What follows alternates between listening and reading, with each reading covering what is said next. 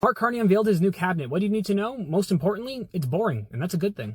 You don't want controversial cabinet members. Look at what's happening with Trump down south. But what's probably on a lot of people's minds is whether or not Chrystia Freeland is in cabinet, and she is. And Carney also upheld gender parity with 14 male and 14 female cabinet members. And while it's always interesting to see how a prime minister lays out their cabinet, one thing that I noted was that there's a minister for Crown Indigenous Relations and also a minister of Indigenous Services. And considering that was a criticism of Carney because of his father, I think that's really important that he is showing that he cares. Another point of note is an absence from his cabinet. While Carney has a smaller cabinet than Trudeau, meaning that a lot of people didn't make the cut, Karina Gould is not in his cabinet. But unlike his wartime cabinet from before the election, he does have a minister for women.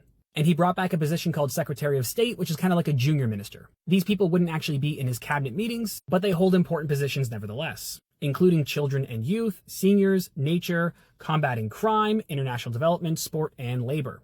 And the Secretary of State for Sport was a former Olympic gold medalist. I would say that my largest criticism for his cabinet is not having a minister for labor, but instead having a Secretary of State for labor, but he does have a minister of jobs and families. But overall, I would say that this is mostly a boring cabinet and it's uncontroversial. And that's not a criticism, that's a good thing. I think a lot of Canadians want some boring right now. What do you think? Leave your thoughts in the comments down below. Hit the like and follow button if you want to stay up to date on Canadian politics.